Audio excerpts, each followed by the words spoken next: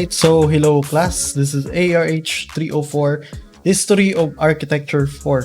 So for lecture number 5, we are now on module 5, Philippine Architecture during the American period.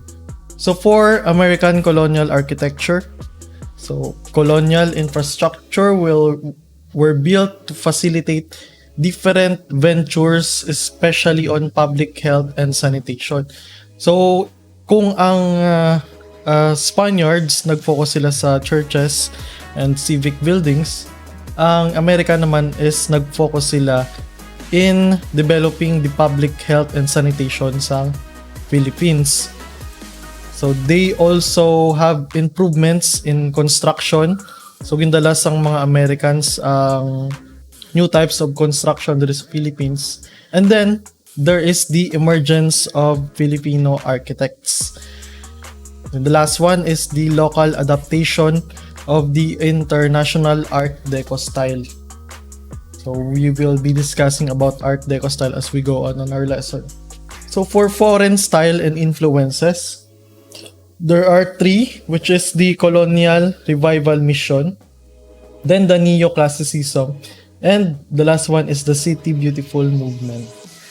So official architectural types is first ang Colonial Revival Mission. So it is the use of clay, adobe, concrete, stucco, gabled roof, round arc entrances, arcades, corridors, and mirador towers. So ang Neoclassicism naman niya, it is a revival of Greek and Roman orders as decorative motifs. So pareho sila eh.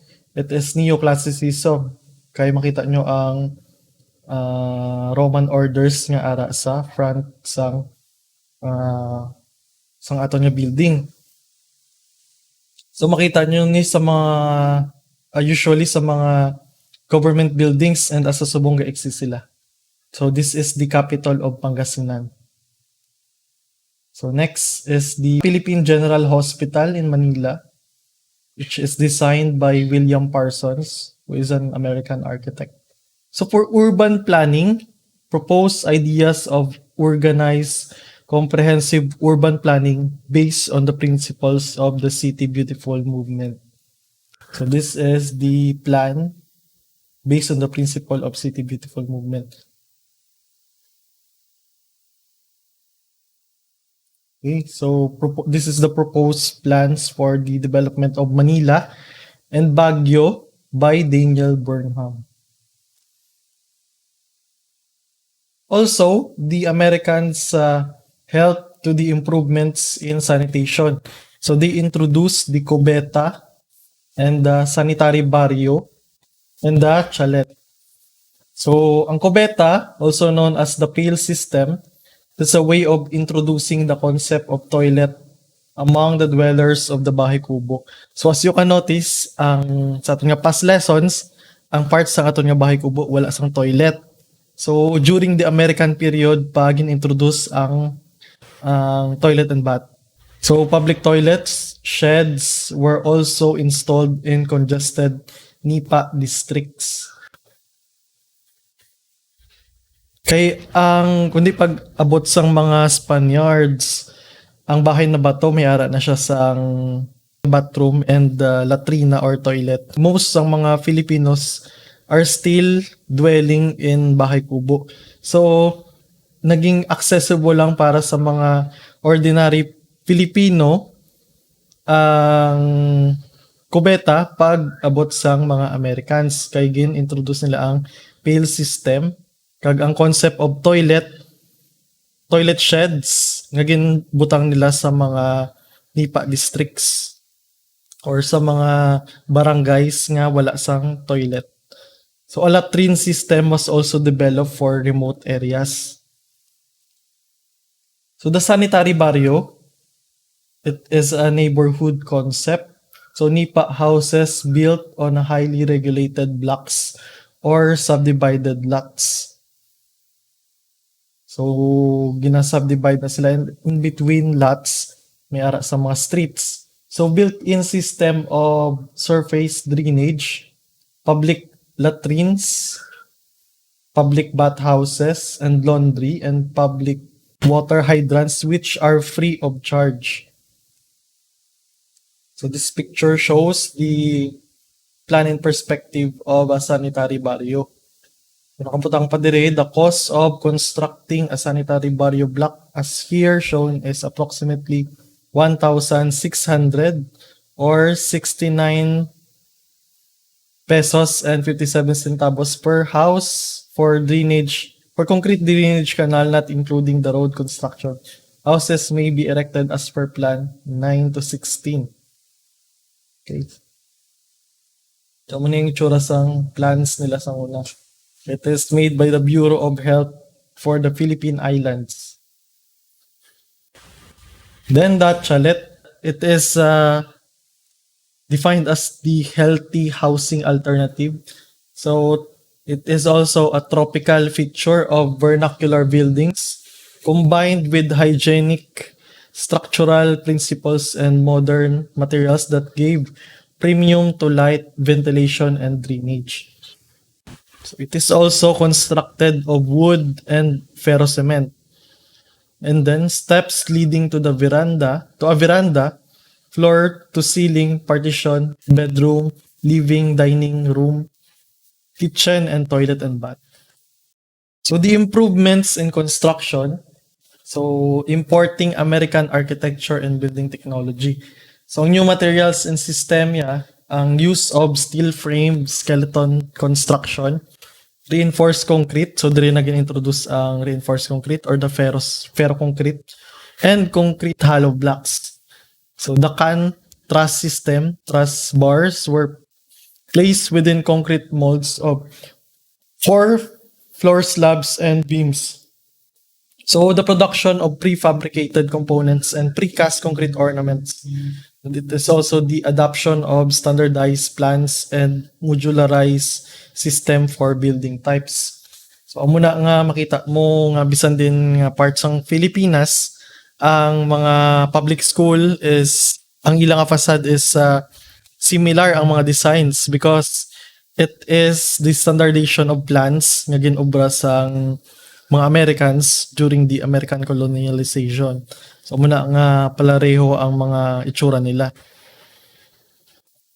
So this is the contrast bar, muna siya, the may forks. So it is used on beams, mag-ubra ka sang slabs. So muna siya ang design sa atong mga public school, ang gabaldon schoolhouses. So siguro familiar man ka mo sa design nga mo ni, and halos tanan nga schools amo ni siya ang itsura ya. So it is a set of mass-produced model schoolhouses designed by William Parsons. So he is an American. So the key features of Gabaldon schoolhouses is the elevated floor, huge windows with capiz shutters, then the classrooms opening to a hallway adjacent to an open outside area. So dapat ang mga designs ang Gabaldon wala nila gin islan sang mga modern nga mga building materials. So pwede siya ma-design as modern pero like ma-retain ang historical values ang building nga ina.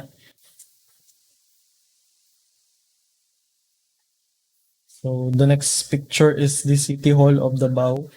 So it is also neoclassicism. Makita nyo ang mga dragong columns sa fasadya. So muna siya ang Kalape, Municipal Hall in Bohol. So as you can see, identical ang itsura nila because it's only one plan nga ginpatupad sa whole nga Philippine island. So it is also the emergence of Filipino architects. So the Pensionado program, this is a scholarship launched by the government that allowed Filipino students to pursue university education in the United States.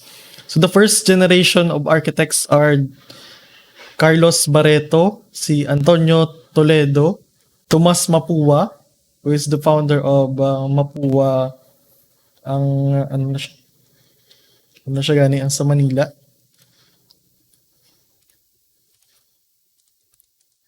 Mapua University in Intramuros. And then si Arcadio Arellano, si Tomas Arguelles, and Juan Arellano. So si Carlos Barreto is the first Filipino architect with an academic degree from abroad. So siya ang first nga pensionado. So became one of the pioneering staff of the Division of Architecture.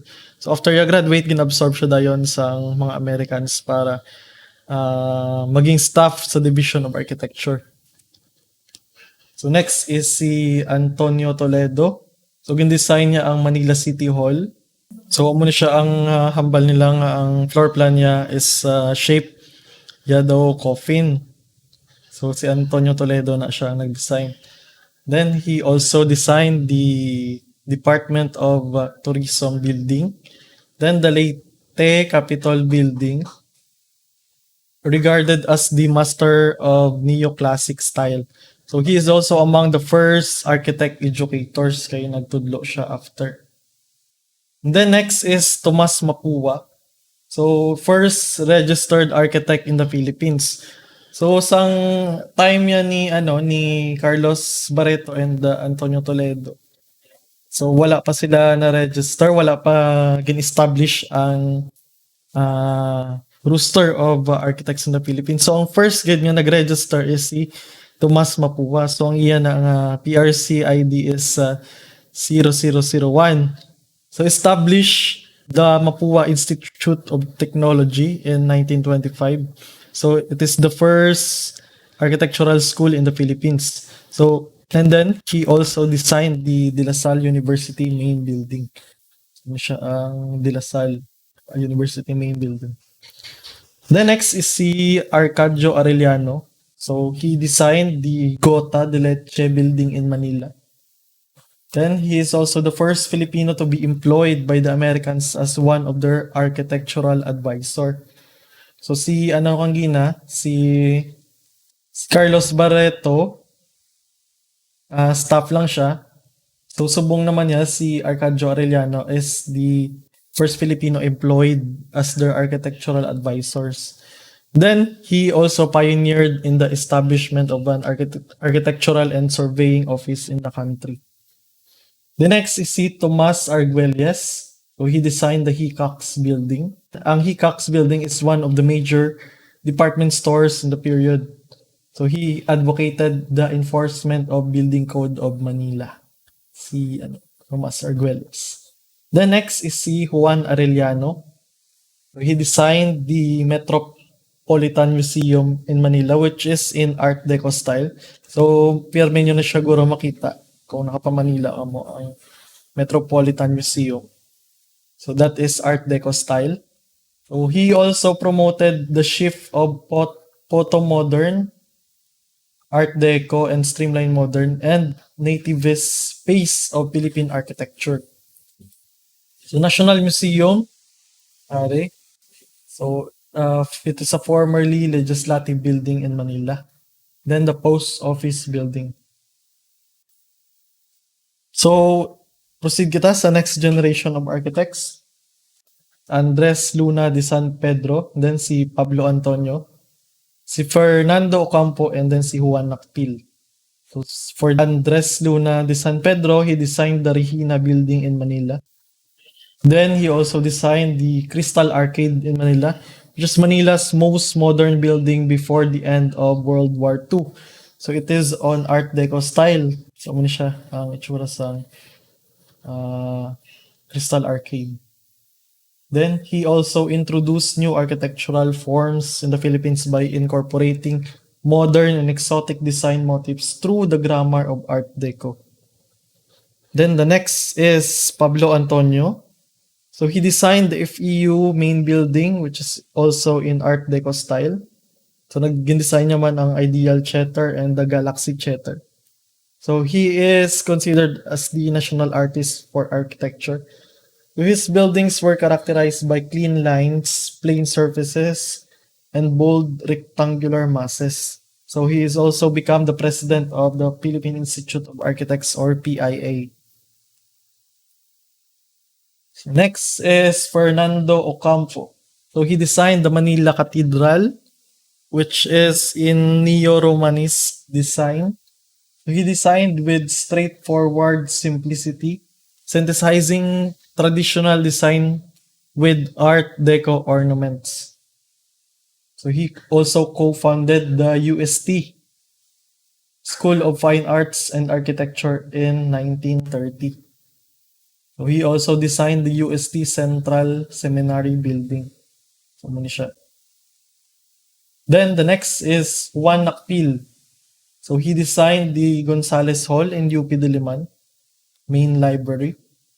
So he also designed the Quezon Hall also in UP Diliman. Muna siya ang admin building nila. Then he also headed the reconstruction of Quiapo Church in Manila. So he is also considered as the national artist for architecture and worked largely in Art Deco style, combining stylized flora and angular forms. Ano siya ang pinaka-iconic nga design sa UP. So si Juan Akpil na siya nag-design. Ano siya ang reconstruction sa Quiapo Church. So it is designed by Juan Akpil. Then for quick recap, so mula nakalipot ang aton nga Philippine architecture during the American period. So mga quick recap kita. During the American period, they focus on improving public health and sanitation. So dira gid sila nag-focus kay nagpatindog sila sa mga public toilets, and then they introduces new kinds of construction materials. So construction improvements, use of steel frame, reinforced concrete, hollow blocks, precast concrete, and modular plans. And then during this time, dire man nakilala ang mga Filipino architects. And then dire man gin-introduce ang adaptation of Art Deco style. So that's all for the Module 5, the Philippine architecture during the American period. So I hope may natunan ka mo dire, and see you again sa aton nga next module. So that's all, and goodbye.